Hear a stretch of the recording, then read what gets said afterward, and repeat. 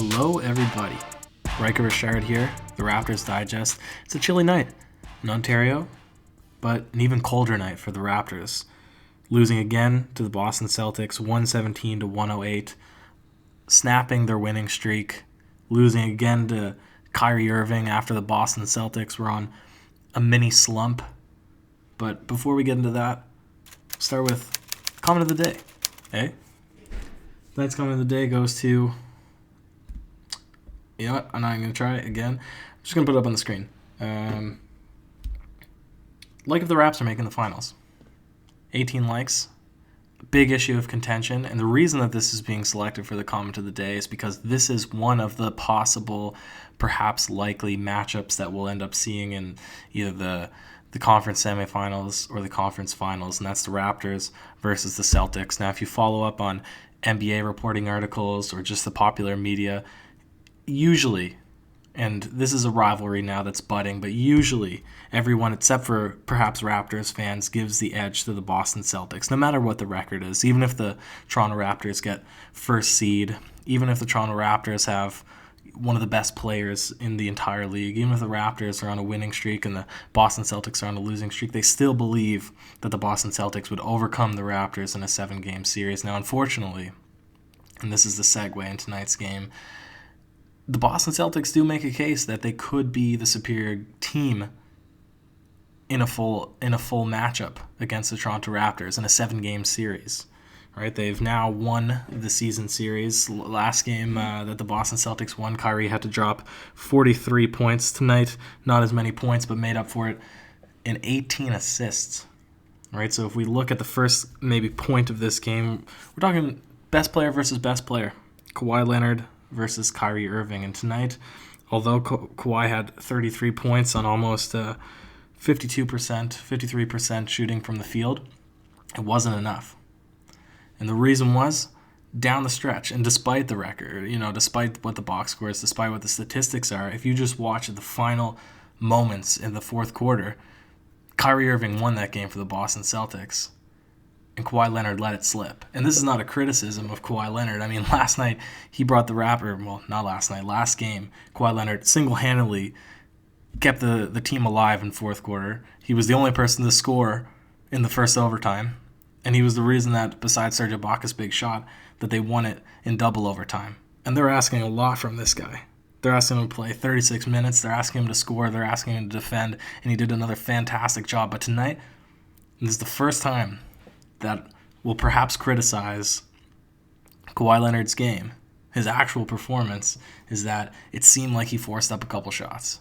And it seemed like the Raptors perhaps reverted to the traditional style of play that we've become accustomed to over the past couple seasons of iso ball. And this is not good iso ball where you have, the confidence that Kawhi Leonard or whoever has it is going to score every time. This is questionable shots, one pass before getting over to the half court, or once you get over the half court and then the shot is being taken, and just poor shot selection all around, no ball movement. And this is on top of a pretty stifling defense.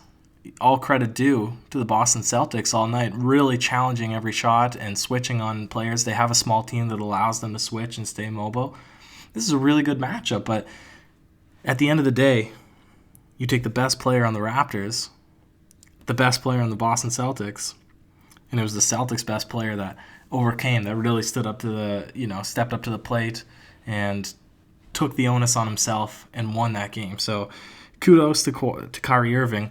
But with that being said, he got so much productivity from Kawhi Leonard. He's still shooting over 50%. He still had no help from a couple of other guys this game.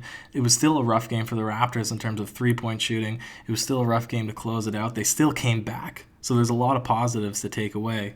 So it's definitely not a big negative. It was bound for the Raptors to lose. And the overarching theme of this entire season is that realistically, any regular season game doesn't matter as long as the Raptors make it to the playoffs, as long as they have a relatively high seed, as long as they perform properly.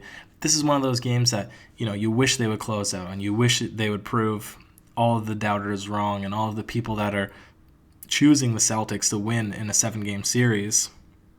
You wish that they could, come out to a commanding victory. But the simple fact is, some nights the offense isn't going to be rolling. And that was one of those nights. And then also, again, credit due to the Boston Celtics.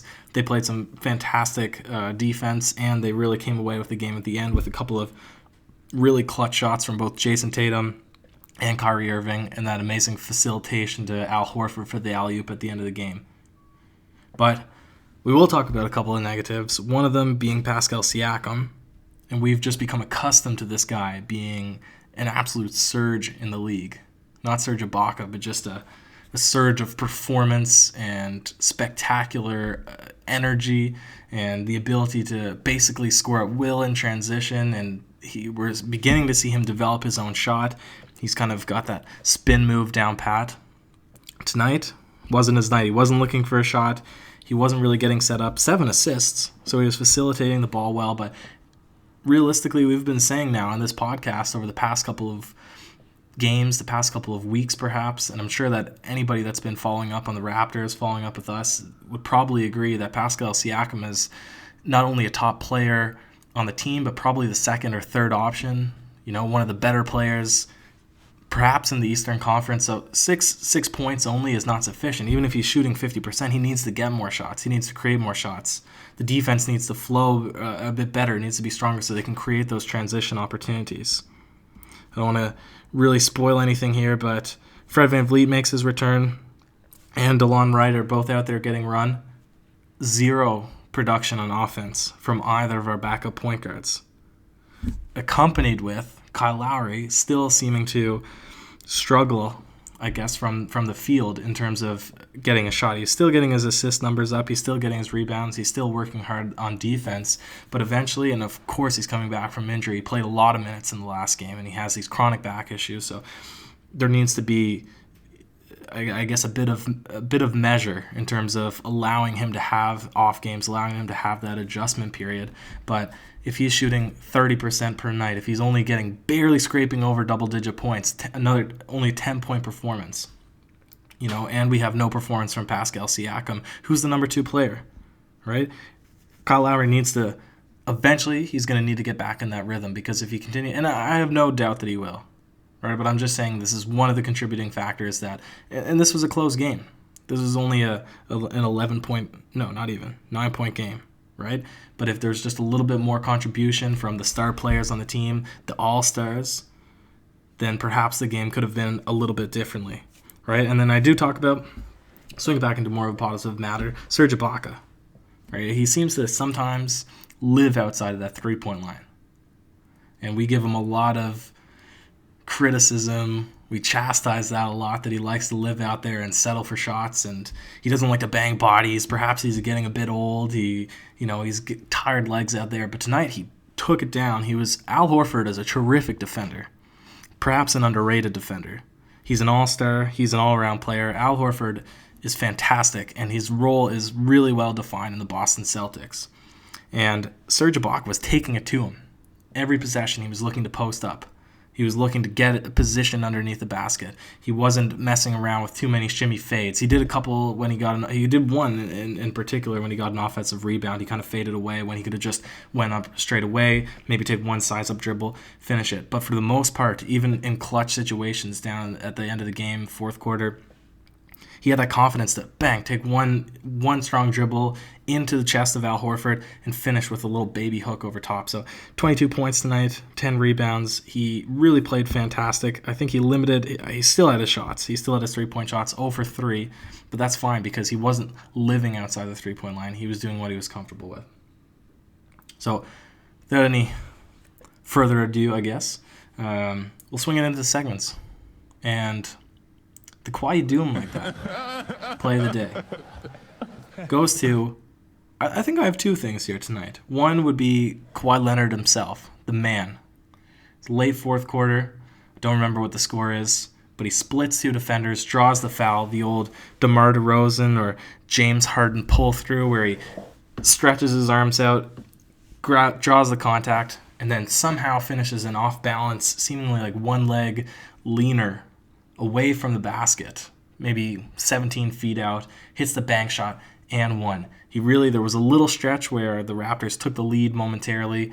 It was around the 100-point range, and it was all attributed to Kawhi Leonard. He scored in succession, I think 4 times And that play that was a fantastic play from a fantastic player that really, again, tried to do everything tonight and just came a little bit short.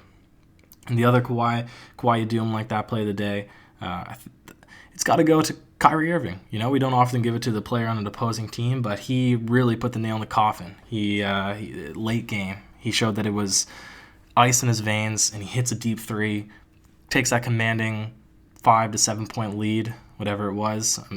I'm going solo pod tonight, so I'm not able to verify my stats on the go, but it was around that late game and just hits that dagger shot. And he screams something to the crowd, something like, "This is my team, this is my city." Let me know in the comments if you know what he actually said. I didn't catch it. I'm no lip reader, but he was fired up. He had the team going. He had the stadium was behind him. The fans were rooting, so that was a big moment. That's what we were obviously hoping for the Raptors to have something similar, but unfortunately that didn't happen. And because of that, not all plays can be that. They can't all be fantastic. And some just make you say, oh, geez. So our OG's play of the night probably goes to, I'm going to double down. I'm going to go back to that Kyrie Irving shot.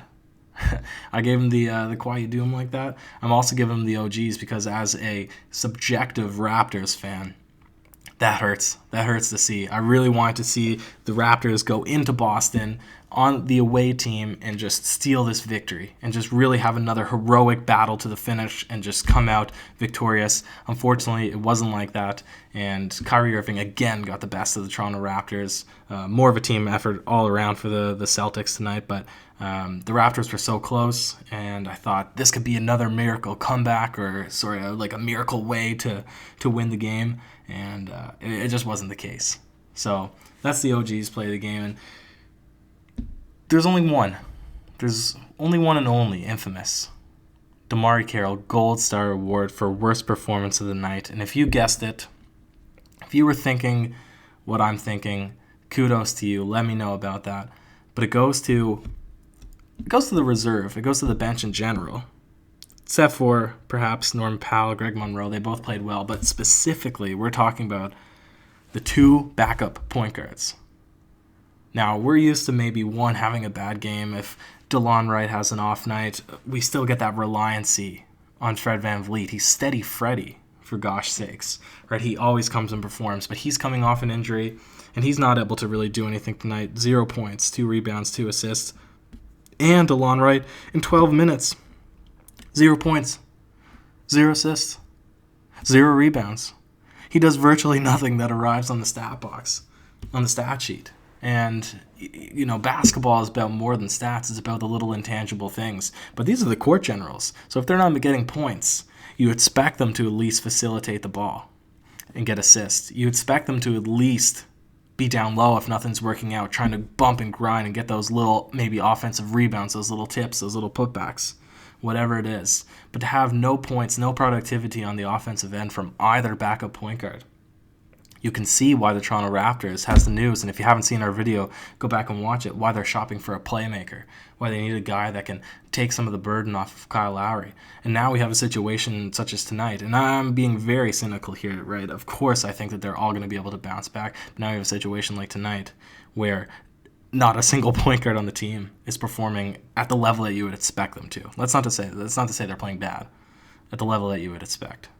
So unfortunately, that's the DeMarre Carroll Gold Star performance for the Gold Star Award for worst performance of the night. And there's one more thing I want to talk about, I guess. Just like J. Cole, Tale of Two Cities, we got a tale of two units. And the Raptors started this game, and they were dominant. That first unit was way better than the Boston Celtics' first unit. And then it all goes downhill in the second quarter. And then both teams switch out bench units. And then, very reverse thing, the bench of the Boston Celtics completely outperforms the bench of the Toronto Raptors, and then they're playing kind of fight to get back into the game in the third quarter, which they do. The Toronto Raptors actually won the third quarter, and then unfortunately, the Boston Celtics ended the last from 2 minutes left to 1 minute left, had that 7-0 stretch to really ice the game. So it was really close. It was a battle, but that second quarter is really something that you don't want to get in the habit of doing.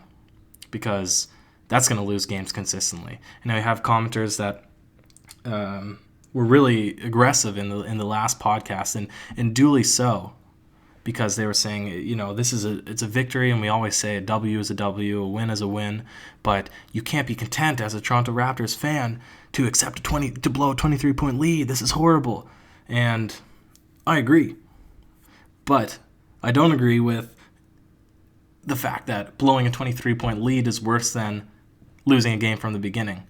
I would rather have the comfort of keeping the pedal on the all the way down until the very last fourth quarter, and then just maintaining, right? And now this is saying what's the worst of two evils here, but the Raptors need to come out in the first quarter, and they can't get complacent if they have the lead. They need to come out in the first quarter, they need to come out in the second quarter, they need to come out in the third quarter, and once the fourth hits and both teams are turned up to 100%, then that's when it's going to be the absolute battle. But to lose the game right before the half, that's a big indication there that it was going to be a difficult game to win. So I'm hoping that the Raptors, that Nick Nurse being smart with, switching around the lineups as much as possible, that he'll be able to get the guys inspired for the next game. And, of course, I think very obvious to me is the absence of OG Anunoby, who's been thriving recently. So it'll be nice to get him back in the lineup, and JV.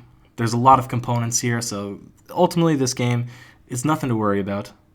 The Raptors can easily bounce back. The Boston Celtics, there's hope for the Raptors to beat them in a 7-game series if it comes to it. I would still put my money down on them 100% on the Raptors to take them in 6, maybe even in 5. I think the matchup is perfect. It's always an exciting game, and it just wasn't in the books for the Raptors tonight. But that's it. So let me know in the comments, what do you guys think? What could have been done? What are you looking forward to now in these next games? What do you think about this? This I would actually like to sound off on. If you've stuck with me until this point, and key tip, you can listen to the videos on 2x speed and get all the information in the same less amount of time. But if you stuck with me to this point, this is what I'm most interested to hear. What do you think about tonight's performance by both backup point guards? Is this going to be a trend? Are we seeing the downfall of perhaps Fred VanVleet and DeLon Wright at the same time? Should we be shopping for somebody else? Should we be looking at Jeremy Lin or JJ Barea or one of the guys, anybody in the league that we talked about in the other podcast, or perhaps somebody that we didn't even mention? Is there an alternative out there that we should be seeking, or do we just need to allow these guys time to get back into the rhythm, to get out of the slump, to start playing better? Let me know what you guys think. As always, you guys are the best if you made it this far. Follow the Instagram, the Twitter, the Facebook, all that good stuff. No spoilers, but if you keep it on the down low, there's a website dropping soon, an app dropping soon, new content, a lot of different interactive things coming out, and we've been saying this for a while, but it's on the very cusp. Next week or two, boom, hard deadline. Hold us accountable to it. You guys are the best for listening this far. Cheers.